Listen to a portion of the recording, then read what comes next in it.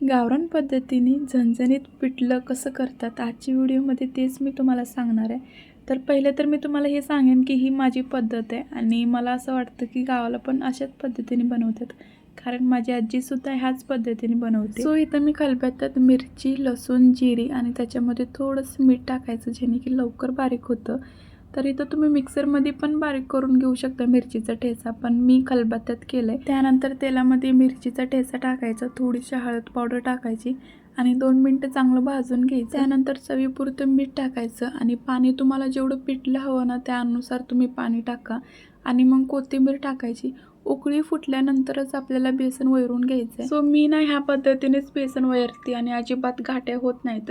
एकदम गावाकडची सारखी टेस्ट लागते. गावाकडे असेच करतात. 5 मिनिट झाकून ठेवायचं आणि तुम्ही बघू शकता अजिबात गाठ्या झाल्या नाही. तुम्ही ह्याला काय म्हणता मला नक्की कमेंटमध्ये सांगा. भेटू नेक्स्ट व्हिडिओमध्ये. बाय.